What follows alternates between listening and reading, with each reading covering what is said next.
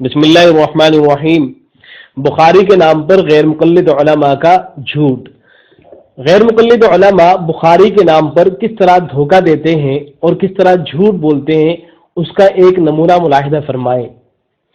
مشہور و معروف غیر مقلد عالم جناب مولانا ابو الوفا ثناء اللہ امرتسری صاحب اپنی کتاب فتاوی ثنائیہ جلد نمبر 1 صفحہ نمبر 443 پر لکھتے ہیں، ان سے سوال کیا گیا، حضرت صلی اللہ علیہ وسلم زندگی سے تا وفات شریف نماز میں ہاتھ سینے پر باندھتے اور پھر رفع دین کرتے اور آمین بالجہر فرماتے رہے یا نہیں؟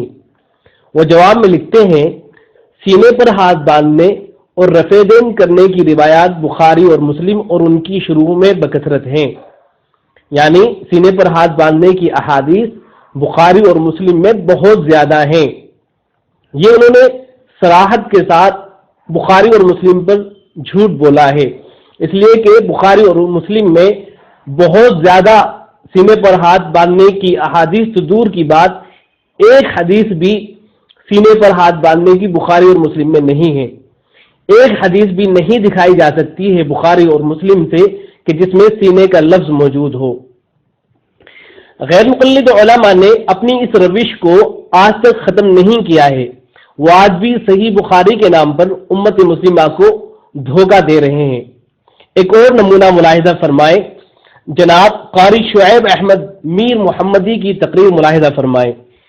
نماز وہ پڑھو جو قبول ہو جائے، اور نماز قبول وہ ہوگی جو سنت کے مطابق ہوگی جو رسول اللہ صلی اللہ علیہ وسلم نے پڑھی۔ صلو کما رأیتمونی اصلی، صحیح بخاری کی روایت ہے، نماز اس طرح پڑھو جس طرح مجھے پڑھتے دیکھا ہے۔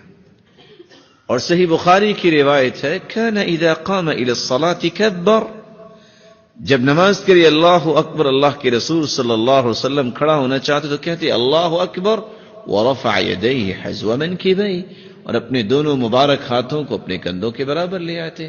وَإِذَا كَبَّرَ لِلرُّكُوعِ، جب رکوع کے لیے اللہ اکبر کہتے رفع یدیہ حذو منکبیہ، اپنے دونوں ہاتھوں کو کندھوں کے برابر لے جاتے۔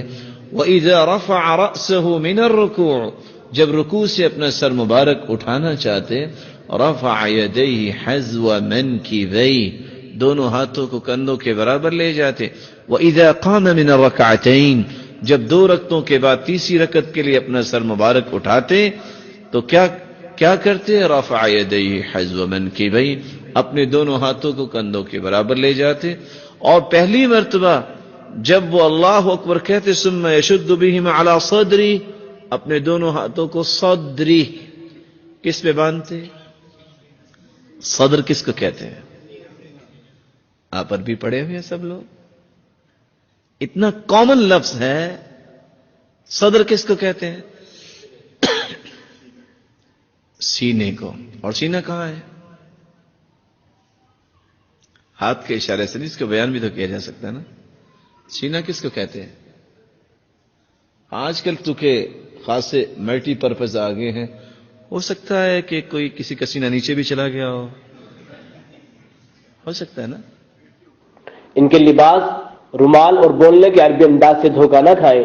یہ شخص صحیح بخاری کے نام پر جھوٹ بول رہے ہیں، اس لیے کہ صحیح بخاری کے نام پر جو حدیث انہوں نے سنائی ہے نہ تو بعینہ ہی ان لفظوں کے ساتھ بخاری میں کوئی حدیث موجود ہے، اور پھر آخر میں انہوں نے جو اپنی طرف سے ایک جملے کا اضافہ کر دیا ہے کہ ثم یشد بہما علی صدرہ، کہ پھر نبی اکرم صلی اللہ علیہ وسلم اپنے ہاتھوں کو سینے پر باندھ دیا کرتے تھے، یہ تو صراحت کے ساتھ بخاری پر جھوٹ بولا ہے۔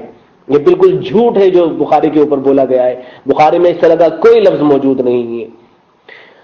ہم غیر مقلدین علماء سے مطالبہ کرتے ہیں کہ جیسا کہ انہوں نے اپنی کتاب میں لکھا ہے کہ بخاری اور مسلم میں سینے پر ہاتھ باندھنے کی روایات بکثرت موجود ہے، تو وہ سینے پر ہاتھ باندھنے کی روایات احادیث بخاری اور مسلم سے پیش کریں، اور اگر پیش نہیں کر سکتے تو اس بات کا اعتراف کریں کہ ان کے علماء بخاری اور مسلم کا نام لے کر جھوٹ بولتے ہیں۔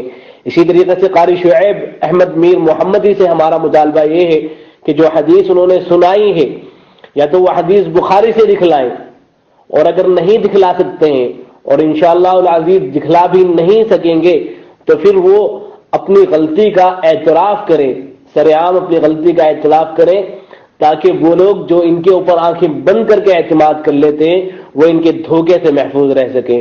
اللہ تبارک و تعالی سے دعا ہے کہ اللہ تبارک و تعالی اس طرح کے لوگوں سے پوری امت مسلمہ کی حفاظت فرمائے جو صحیح بخاری اور صحیح مسلم کا نام لے کر امت مسلمہ کو دھوکہ دیتے ہیں۔